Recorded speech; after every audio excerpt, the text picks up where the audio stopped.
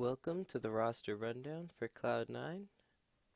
Licorice top lane, Svenskar in jungle, and then the three remaining members from last season, Jensen, Sneaky, and Smoothie.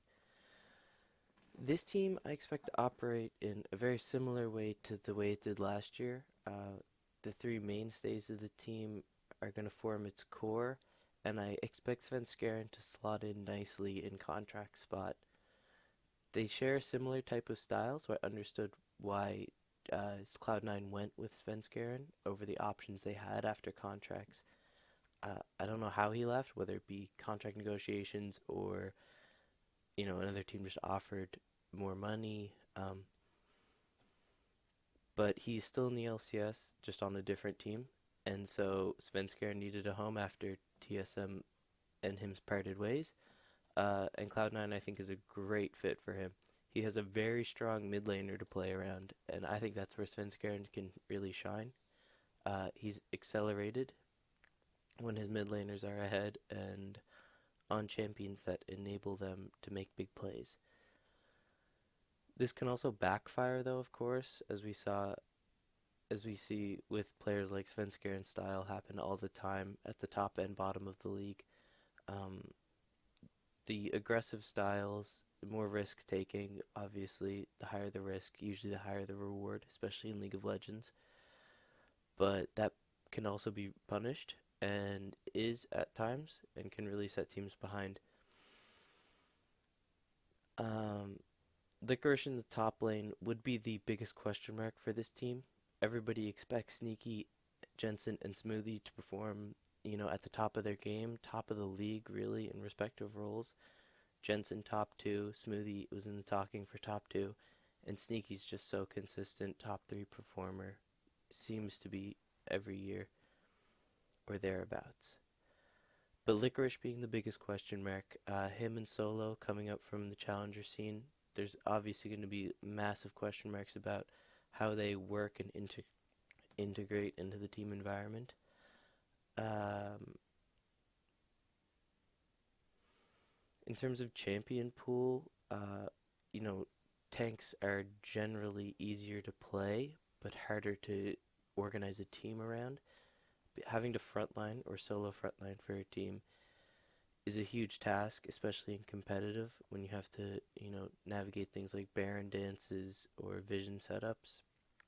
Being the only character that can face check a bush on a team is a very important task that can be undervalued at times. Overall, I don't think there's a whole lot to say about this team. I'm really glad Reaper is back. He's an ex top laner too, and I think will have a great influence over Licorice in his development.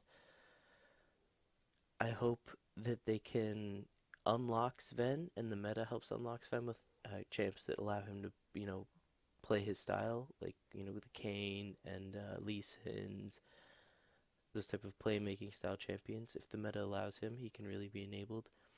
He can still play the Sejuanis and, Maokai jungle maybe, or the tanky styles, Jarvan or Rek'Sai, for example.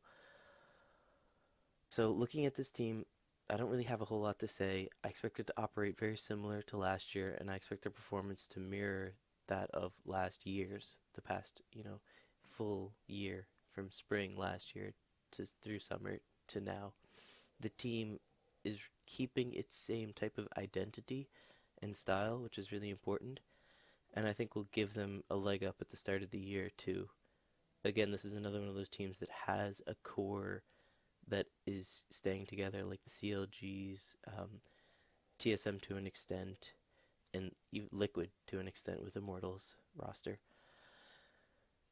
It's how this team pushes itself, right? So they're starting at a level that I think deemed to be higher than a lot of other teams, but it's how much higher can this team get? How much better can they go? I think Licorice is probably the biggest um, margin for Delta this year. So he could have the biggest improvement, or in reverse, the biggest flop, I think, for this team. Sven is also the new players being more susceptible to this type of variance in performance. And I think maybe could be expected at the beginning of the year to maybe suffer from a little bit of inconsistency. But I hope both Licorice and Svenskeren can work through any problems they have to keep this team on track to perform really well this year. On another note, this challenger team that they also have listed is probably like everyone's love to cheer for team. There's just a lot of names here that are very familiar to people who've been following the scene, and a lot of the kind of like the underdog story is kind of being, I hope, pushed for all these players because they've all had opportunities in the past to play at or close to an LCS level, except for Shiro. He's the only player that I don't know a whole lot about.